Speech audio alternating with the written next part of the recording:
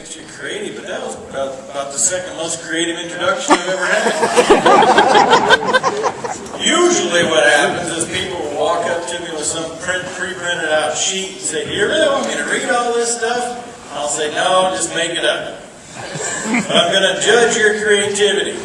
And you know what they do 9 times out of 10? They go back to the microphone and they read that sheet from start to finish, just like you could have done. Where you been all day, Lonnie? Been looking for you. Got my auto steer done? No. Well, I still have to still steer the mules myself. The most creative introduction I've ever had, though, was in Frankenmuth, Michigan. You're in second place. Well, this lady named Melissa Hart, who I'd never met before this day in my life, I'm speaking at the Great Lakes Dairy Symposium. She walks up to me, does the same exact thing. She says, do you really want me to read all this stuff? I said, no, it'll be much better if you just make it up. She said, okay. She went to the podium about 10 minutes later and she said, well, Trent really comes to us with a diverse background, and that's why we're anxious to hear from him. He grew up a poor black child in downtown New Orleans. And she went on for 10 minutes about my diverse background. That is number one. Nobody has ever topped that. I can't tell you how much it is a pleasure and an honor to be back for the 3rd year in a row. And I think our crowd is growing. That's excellent. I applaud you for the commitment, the continued commitment to this FFA program and that group of young people that are sitting down there. Travis Friddle and I were talking about today, your student teacher here has been working with Wade. Folks, last year I spoke in 34 states, 3 Canadian provinces, and Queensland, Australia. Now, Australia does not have an FFA program, obviously, but in my travels, I do not witness any community that lends the community support, morale, and simply a helping hand like Harvey, North Dakota. And I want to say congratulations to you guys because you did that.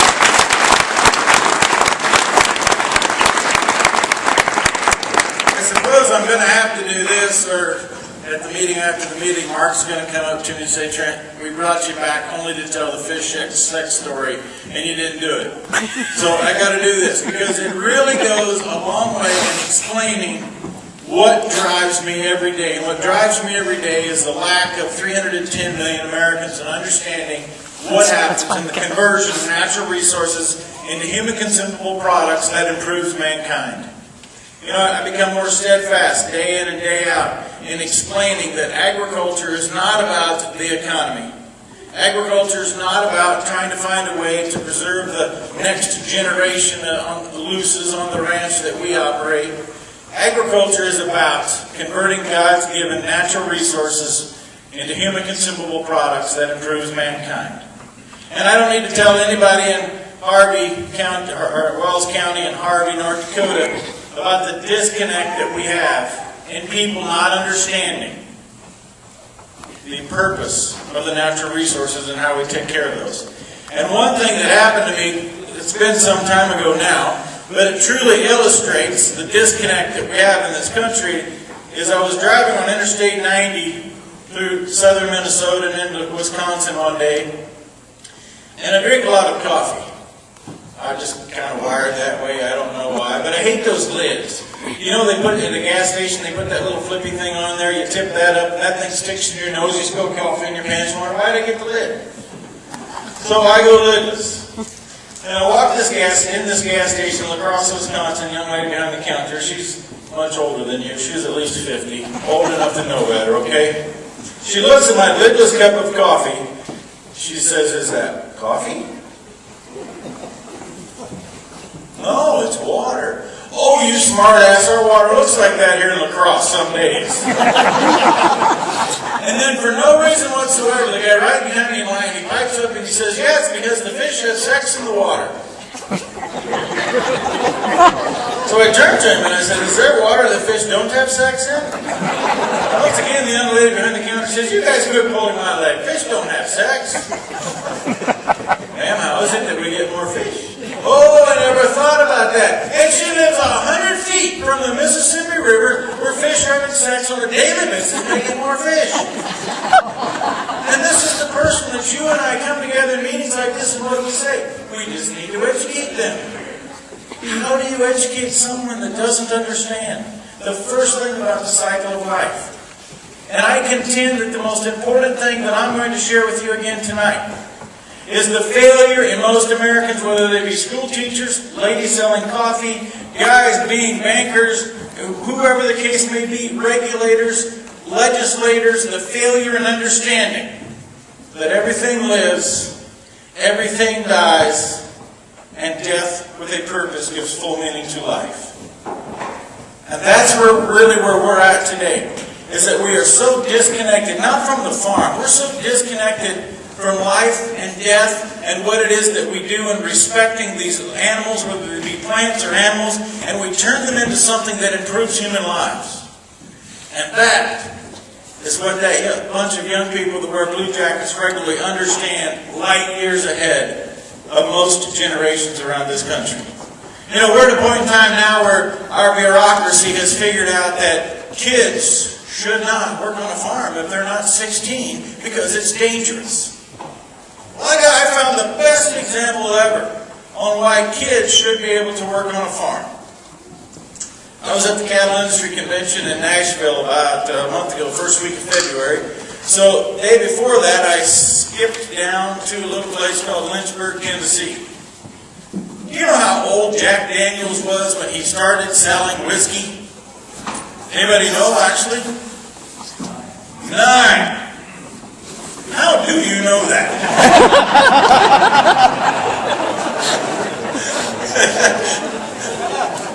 Are you the one that said that? Oh, you're blaming him pretty quickly. But I heard you say my dad. Were you brothers? Oh, that's your dad. That's a compliment to you, I reckon. For one aspect of it. Jack Daniels grew up in a family of 10. At the age of 6, had an outing with his parents. By the way, we're talking about like 1856, 57, in that period of time. Moved in with a Lutheran minister. The Lutheran minister was distilling whiskey during the week, preaching the gospel on Sunday. I love those Lutherans.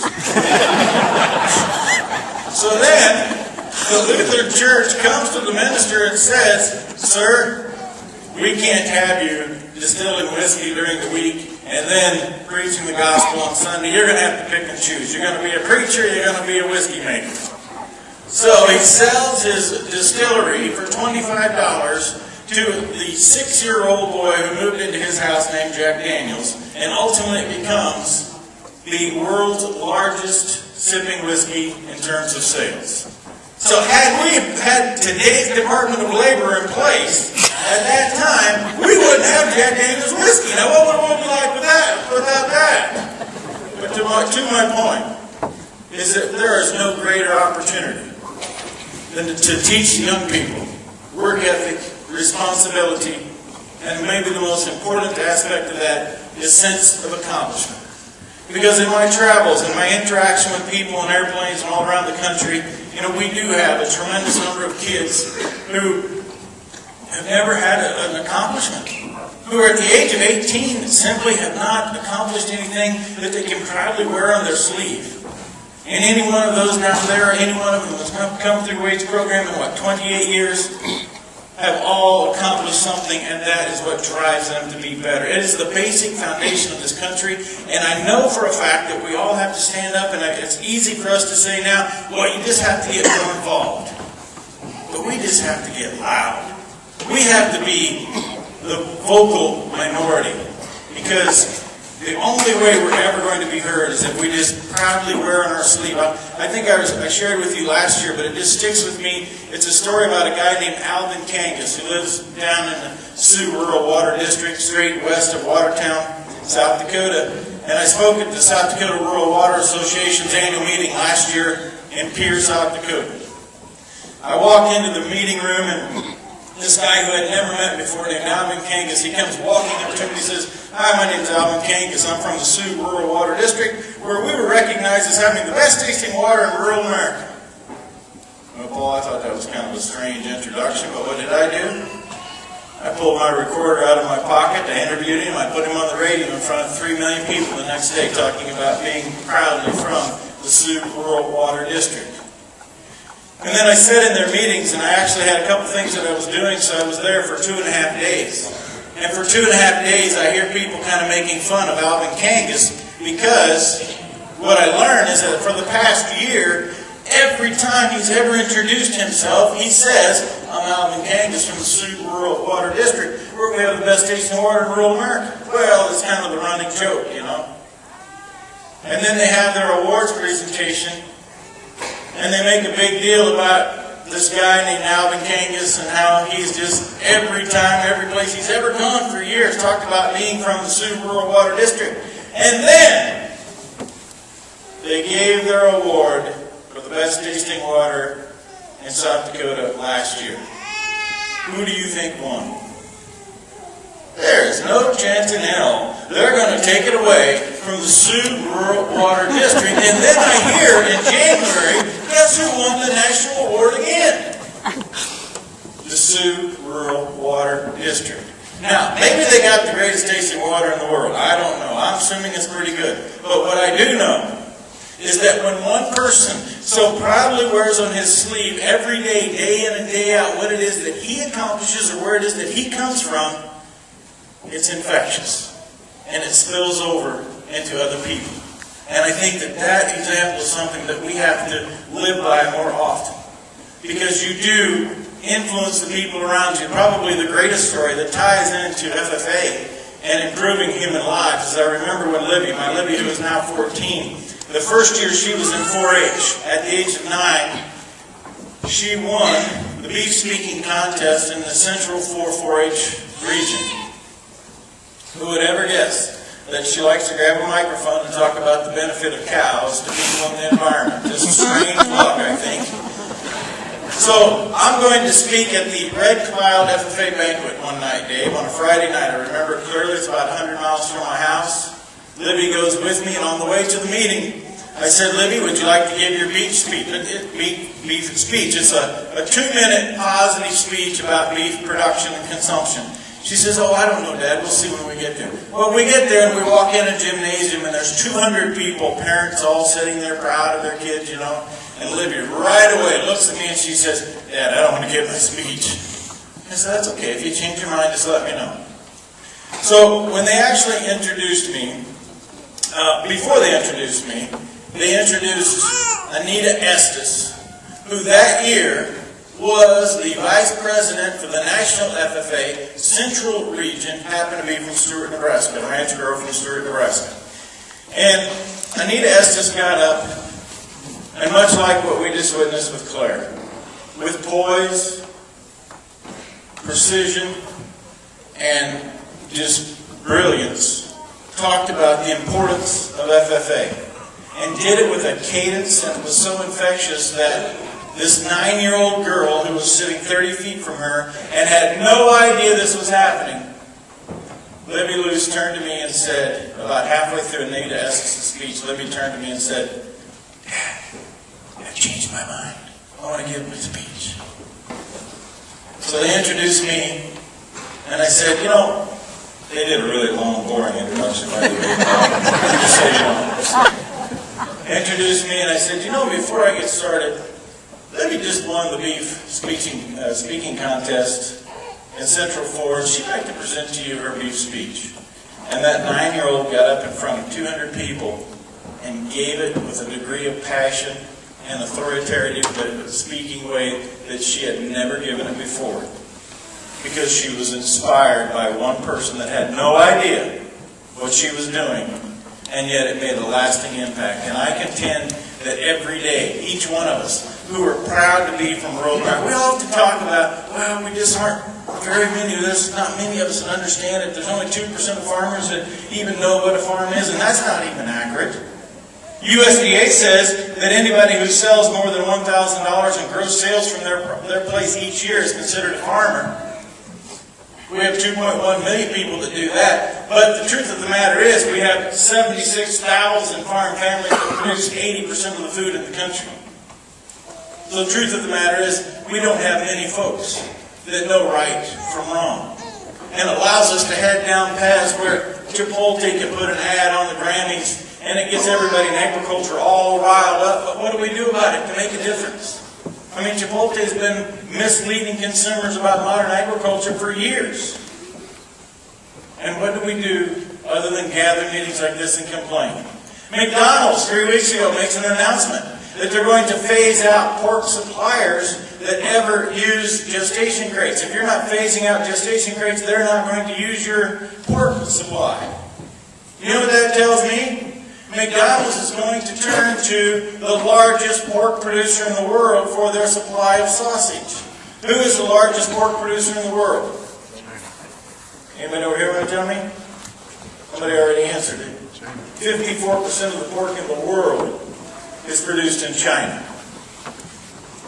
The whole European Union made this same decision that they were going to phase out antibiotic usage in livestock agriculture. They're going to phase out gestation stalls in the pork industry. They're going to phase out cages in the egg-laying industry. And now they have moved from a nation that was 20% reliant upon foreign food to where today they are 54% reliant upon foreign food.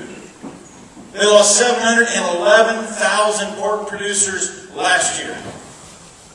And here we are allowing a restaurant industry to tell the farmer how to take care of animals.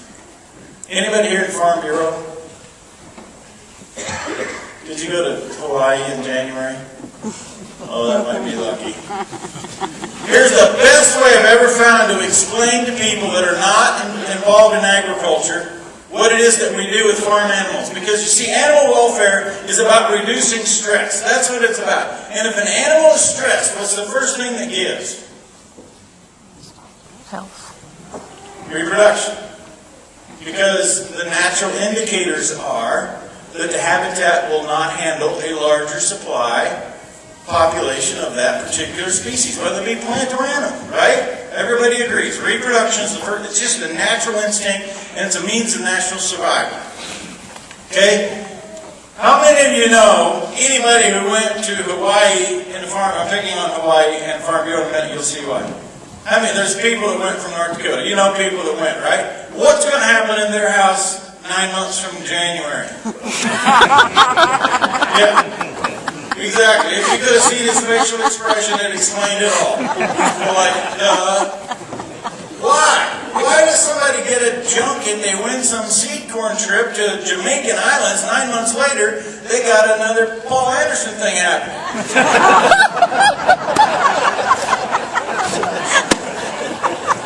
That's the most gorgeous set of eyes I've ever seen. Why does that happen? Because the people are no different. I know families who have been trying to get pregnant year after year after year. And then they go to Hawaii, they go on some trip, and voila. It's because the natural indicators are that we have no more stress. It was a stress-free vacation, right? And then if that was a couple who was trying to have kids, they adopt a kid maybe, so they reduce the stress of trying to have a kid, then what happens? They have a kid. It's basic science. And my friends, chickens in a cage, dairy cows in a stall, gestating sows are no different. The best measure of looking at how much stress those animals have is what is their reproduction and their efficiency telling us today. We have pork producers today at 30 pigs per sow per year. Do you think a sow can be stressed and produce 30 pigs per sow per year? We have dairy cows giving 3 times as much milk per day as they did in 1945. Can a dairy cow be stressed and give that much milk? Look at the beef industry. We have the same exact number of beef cows that we had in 1950, and yet we produce twice as much human consumable protein because we have reduced the stress and allowed that animal to just flourish. Stress-free. That's what we're about. And I think that we've done a tremendous job at making these animals less stressed, living less stress, but we've done a terrible job at explaining it. And I'll use the dairy industry as a great example because I think there's some things happening in the dairy industry that leads to a nation that's in poorer health than ever before. 80% of all teenage girls are calcium deficient. 80%, all teenage girls. calcium deficient. 50% of all Americans calcium deficient. 50% of all Americans vitamin D deficient. And that one's not too hard to figure out. Because vitamin D, what does vitamin D require to exist in your body? Sunshine. Must be on your skin at least 5 minutes, recommended 20 minutes every day if you're going to have an adequate level of vitamin D. But there has to be a component in your body, or it doesn't matter how much sunshine you get, you're going to be vitamin D deficient. What is that component that must be in your body? What? Calcium and vitamin D are related. You have to have enough vitamin D there or you won't absorb the calcium that's available, but it's kind of just the reverse opposite. Who said it? Cholesterol. If you don't have cholesterol, you're going to be vitamin D deficient. And what have we been telling our nation to do with cholesterol levels for the past 20 years? Lower them, restrict them. Now we're even selling Lipitor and statins to really fix and tie up your cholesterol, right? And by the way, guys, what is it that makes testosterone? Cholesterol. So is it any secret why, right after the Lipitor ad every night, trying to get you to tie up your cholesterol, there's a Viagra ad that they're trying to fix what the Lipitor just screwed up? That's how it works. I don't know, I do know what's going on. But you drive around the country today and you hear these ads for testosterone. Guys, I know you're low in testosterone. If you're reaching the age of 50, you're low in testosterone. Well, of course we are. Doctor told me to take some drugs that reduce my cholesterol. It's basic animal science.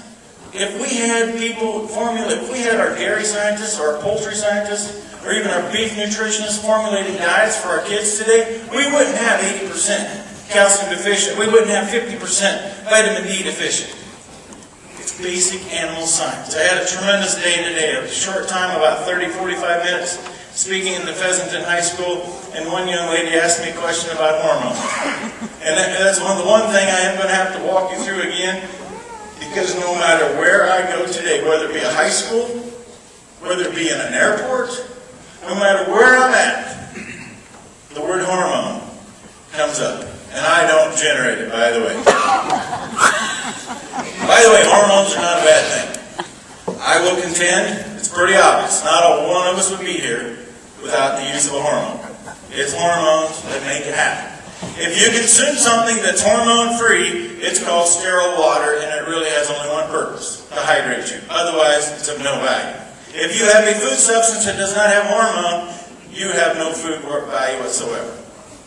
But in today's world, every single time I fly, the word hormone comes up.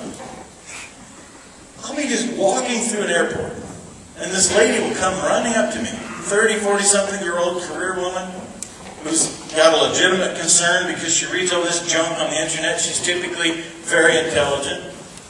Although I never have understood the first question, it's always the same. Are you a real cowboy? I always answer it the same way. Well, ma'am, it depends on your definition of a real cowboy. Mine happens to be anyone who is willing to follow the spirit that resides within themselves to see a task to completion, and then willing to accept the responsibility and the result, you're a real cowboy. If that's your definition, then yes, I qualify. Whatever. What I really wanted to know is what are you cattlemen putting in the nation's beef supplies causing our young girls to reach puberty at earlier ages?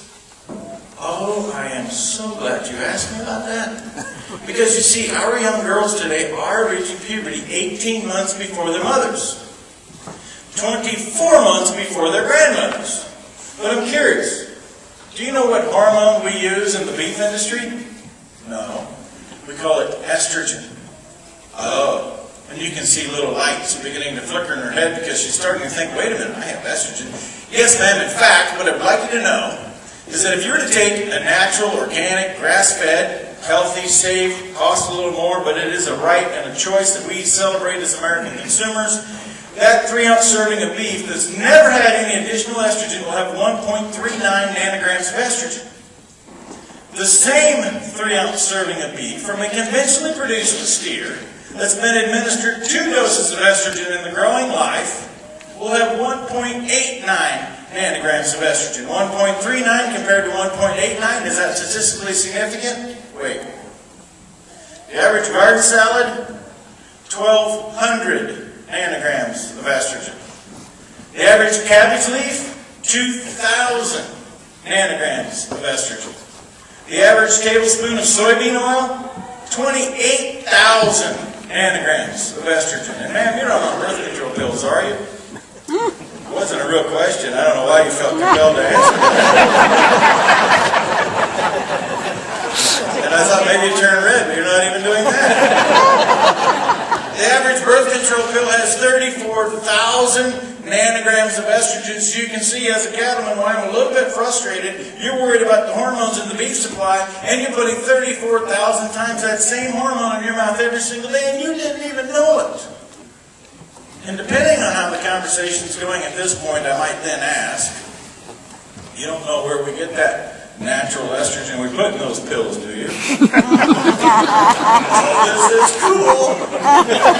See, we take these pregnant horses, we collect their urine, and then we separate the estrogen out of the urine, we put it in a pill, and you put it in your mouth. Isn't that neat? And that'll be about time to say, oh, that's my plane, I got to go. Wait, man, wait. Guess what? 27 countries across the pond, we call them the EU. They have the same concern that you do about adulterated food. They don't allow any beef in the world exported into them that has ever had any of that nasty estrogen implant administered to the cows. They don't allow their dairy producers use bovine or recumbent bovine somatotropin, and they don't allow their crop producers use any biotechnology in crop production. And guess what? Girls in the European Union are reaching puberty 18 months before their mothers, 24 months before their grandmothers. How can it be that we have two countries with such vastly differing views on the adaptation of science and technology, and yet we have the same exact phenomenon occurring? Where's Brian? Brian Anderson, where'd he go? There he is. You ever developed a group of breeding heifers? And I think you're tough enough to handle what I'm about to put you through, okay? You ever developed a group of breeding heifers? Somewhat. Yeah. What's the first and most important thing, Mr. President, that you must do in order to get that breeding heifer to reach puberty at an early age? Feed it. Feed it. Exactly right. If you don't have that heifer at a high enough percentage of body fat, the day you introduce the hormone, you are not going to get a response, because the body fat is where the hormone receptors lay, and if you don't have body fat there, the hormones will not be recognized. So absolutely. And in the beef industry, we introduce a hormone one of two ways. We administer prostaglandin, or we simply just run a bull and pin next to the heifers. Either way, we'll get those heifers to respond, if and only if they're at a high enough percentage of body fat. Now, I won't ask Brian, I'll ask everybody. Our young girls today, are they at a higher or lower percentage of body fat than a generation ago? Not even close, it's higher. Good, bad, or indifferent? Our girls have different body structures, they have different nutrition, they have different everything than we did a generation ago, including access to sex on television, iPads, iPods, nookies, cookies, whatever else, other form of communication that's being a big news today. So it's pretty well easy to figure out, if you have an animal science background at all, why our girls are reaching puberty at earlier ages, right? Because we have a higher percentage of back fat. And by the way, we had network television conduct a study in December. 77% of all primetime television shows today now contain strong sexual content. It's not too hard to figure why our young ladies, and for you young ladies like Melinda, you're going to run down here afterwards and say, okay, that makes sense about the girls, but what about the boys? I'm pretty convinced that since the beginning of time, when the doctor slapped the baby's butt and said it's a boy, puberty began, and I don't see dietary changes ever affecting that. And Brian, by the way, if you're going to be in some place and compare a complete stranger's daughter to that of a breeding heifer, make sure you got a fast pair of shoes on. Because they don't all get it, all right? But it's basic science. And that probably troubles me more than anything because this week's just starting. Last week, I spent 2 days with doctors.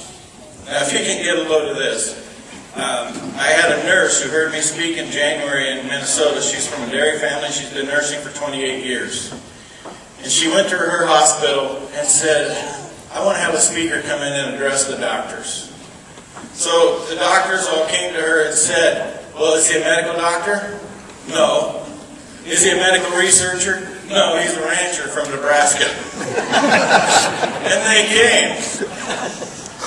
And it troubles me that I walked through, there was 12 individuals from this one hospital owned by a community. There was 12 individuals in the room, and I walked them through some of the science of today. And by the way, that was like 4 days after the FDA had just come out with a report saying that statins are causing temporary memory loss. Go figure. A statin ties up your cholesterol. Cholesterol generates vitamin D. Vitamin D is vitally important for memory. It's not too hard to figure. Cowboy from Nebraska or North Dakota can figure that out. These doctors are sitting there talking about, well, we got to continue to use statins. We got to continue to have. We haven't had a diet drug approved from the FDA since 1999.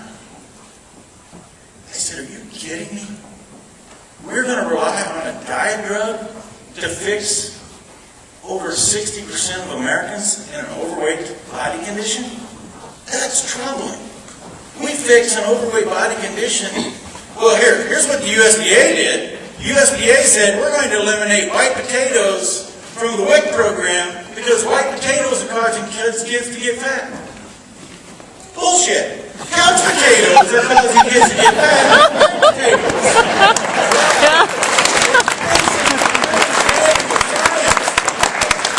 I'm sitting here visiting with these doctors, and it's like, we don't care about the nitrate information that you're presenting. And then I go to Mayo Clinic. I sat in Mayo Clinic, and I had a cardiovascular specialist come and visit with me about what my thought was. And I'm just a rancher who looks at this science, who understands how to feed a pig. A couple of things that the medical doctors didn't know how to relate to was, I told them that it seems to me that you should be really geared at preventative health instead of waiting for people to get sick and then trying to fix them. I said, because, in my world, if we have calves that get sick and turn into chronics, it appears to me that the dead pile would be really frowned upon at the hospital like we have at the house. I didn't think they knew what a dead pile was, so it didn't work, okay? But still, just as an aside note, medical doctor error is the third leading cause of death in the United States. I did share that with them. But anyway, these are basic things. And then the other thing I shared with them, I said, I have cattle and we raise show pigs. And anybody who's been in the show pig world, we have made these pigs like little trucks. I mean, they're as wide now as they are long. And they are muscular and they're lean. And we've improved the genetics. But do you know what the main thing that we've done to make show pigs muscular and lean in the past 5 years? We feed them a high-fat, high-protein diet. It's that simple. And that's why we have science that came out of the University of Alabama, Birmingham, that said people who eat a high-fat, high-protein, like bacon and egg breakfast, have higher metabolism, burn more calories, and have more satiety throughout the course of the day, so they have fewer desires and cravings to eat more. We're nothing different than a bunch of show pigs. And if we would just increase our high-fat, high-protein diet, particularly early in the day, we would increase our metabolism. And then last week I found some other stuff that I thought was revolutionary. By the way, the USDA had studied in 1995, and I'll bet there isn't a person in here that has ever heard about this research, because I had. And if you had, I want you to stand up and say, Luce, get out of the cave and go look at where things are happening. 1995, the USDA conducted the amount of protein that an aging human needs. I got off the show pigs for a while. Okay, we're back to humans. And the conventional thought is, and I'm seeing a lot of people that probably fall into conventional thought, I'm getting older, I can't eat the portion size of meat that I used to. Common thought, right? Guess what this research dating back to 1995 says? As you age, you should increase your level of protein. In fact, it said that as you age, your requirements are so much different that you should be consuming at least 1.2 grams of protein per kilowatt or kilowatt, that's electricity, kilogram of body weight. So basically you should be consuming roughly 110 grams of protein a day for the average 200-pound person. That's against all conventional thought. And I shared this with these doctors, and they're like, oh, everybody comes in here and tries to sell us something all the time. And a friend of mine, Dr. Nathan Bryant, who is the leading researcher in the world for dietary nitrate, he said that it is 17 years from the time that a doctor has access to new information and actually applies it. And I don't mean to be critical to the doctor and the medical profession, but what I am saying is there's a lot of new science about good fat, bad fat, the importance of protein, and balance in all things. I'm not talking about anything radical. Here's what I think is good health. Healthy living is eating from all 4 food groups and exercising more than you eat. It's that simple. And we're trying to find some diet drug or some silver bullet to make it happen. We make it happen. In our environment today, I was speaking in November at the California Cattlemen's meeting, and I made the public statement, which I believe, that in my lifetime, we will be injecting nitrates and phosphorus into the waterways because we have created a sterile environment. I honestly believe that.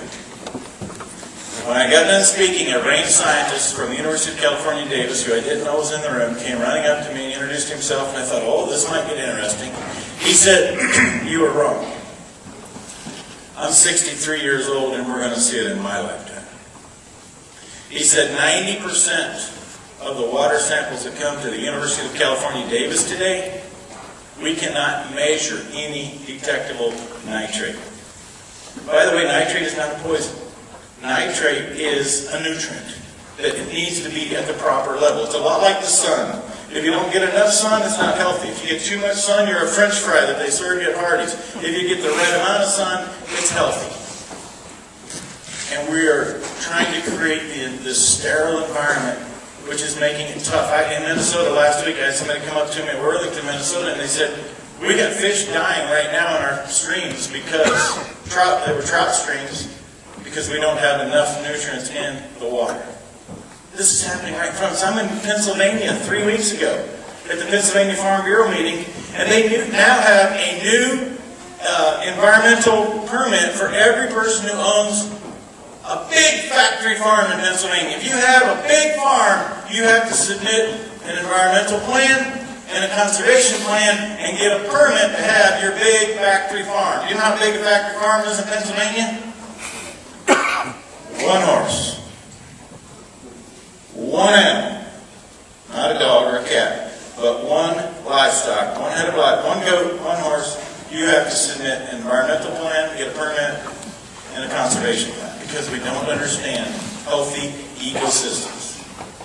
So Dr. Nathan Bryant has become a good friend of mine. He developed this diet, he looked at the science behind healthy living and cardiovascular health, and how we all are nitrate deficient. How many of you in the room have had a medical doctor tell you, or a family member, don't eat processed meats because of the nitrates? Happens every day. How many of you in the room have ever had a medical doctor say, don't eat lettuce because of the nitrates? Anybody? That's really strange because there's 80 times more nitrate in 1 piece of lettuce than 1 hot dog. And more importantly, we're all deficient on nitrate. So Dr. Nathan Bryant is speaking at the Global Anti-Aging Conference, the second Thursday in December in Las Vegas. He calls me and he says, Trent, I'm going to be speaking to 6,000 medical doctors in Las Vegas the second Thursday in December, and don't forget there's a little rodeo in town. I said, okay, I'll be there. And I see him give the keynote address to 6,000 medical doctors talking about how we need to really take another look at nitrate. He said, and you've been telling people avoid processed meats. And I said, I'm telling you, 95% of our nitrate comes from leafy greens, and we don't eat enough. We need more nitrate. In fact, he started marketing a supplement, a nitrate supplement. This was a little bit discouraging For 12 years, he's been researching dietary nitrate and talked about the importance of increasing leafy greens, kale, spinach, and things like that to improve your nitrate consumption. USA Today went down there twice to his lab at the University of Texas. Neither time did they write a story. Last year, he started marketing a nitrate supplement, which I take and I wholeheartedly believe in today. USA Today went down there last February, and now that he's got a pill to sell, Jim, they wrote a big story about it. Because we had a pill. I don't grasp that. So anyway, we're all short on dietary nitrate. I fly home. I fly to Denver. I got there about midnight. I'm coming through Sterling, Colorado. It's 2 o'clock in the morning. I decide I'm going to pull off, get a hotel room. I get up the next morning. I go down to the country kitchen, and there's a little sign there that says, "Warning! Our water has a high level of nitrates. If you want your food cooked with bottled water, please inform your server." So I did what anybody would do today. I got out my phone, I took a picture of it, posted it on Facebook. Meanwhile, I see the server looking over at me, sticking her head down like this, like, oh, geez, I got to live through this again. So I called her over there, and I said, "Why are you warning people not to drink this instead of marketing it?" She kind of perked up, and I said, "I just came from a medical conference where the keynote address was given by the expert in dietary nitrate, and he says we're all short of dietary nitrate, that you should be marketing this. People should be flocking here. I look out here in the hallway, and there's a water machine with improved, enhanced water. We should be marketing nitrate-rich water." And she said, "Well, we were told that the government says you have to put a warning on there if you have more than 10 parts per million of nitrate in your water, and we have 12 parts per million." Does anybody know what human breast milk is? Parts per million of nitrate at day 1? 100. Human breast milk at day 1 is 100 parts per million. So my question is, what does the government know that God hasn't figured out yet? It's about understanding healthy living and not trying to be radical, not trying to come up with some silver bullet. Let's just go back to some of the basics that Grandpa and Grandma understood, and it seemed to work for them quite well. Eat from all food groups and exercise more than you eat. It's that simple. You know, many things have happened. Before I close with sharing another story, I want to share with you just how optimistic I am about the next generation of kids, particularly kids that come from farms and ranches. I had the great fortune of working with a group of 600 young people in the state of Texas at the Houston Livestock Show and Rodeo last year. They asked me to moderate, give a little speech, and then moderate this panel discussion where I had 2 state leaders from the 4-H and 2 state leaders from the state FFA in Texas, and then 1 national officer. And the people who organized it were just on pins and needles. I mean, they just wanted to choreograph this whole thing out. And then I said, when we're done, we're going to put all these kids up on stage at the Houston Livestock Show and Rodeo, and there's going to be 600 other peers of their peers in the audience. And we're just going to turn it loose and let happen what happens. So let the kids ask questions, and they wanted to script all these questions. I said, no, just let the kids do it. I said, I'll pretend I'm Phil Donahue and I'll run the audience. Well, that don't work with these kids. They don't know who that is. But it made the point. And I started the first question. I asked one young person the first question. And by the way, they're on the stage where they show the steers and everything at Houston. They're up on this stage, and right above them is this great big screen like they're Toby Keith or something, you know. I mean, it was really cool. We went for an hour and a half, and when I got done with the wireless mic, there were 20 kids lined up wanting to ask a question and have dialogue.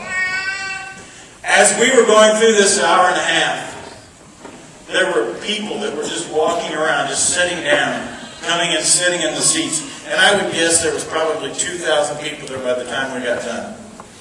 People that organized it came over to me and they said, boy, I'm surprised that really went well. I said, I'm not surprised.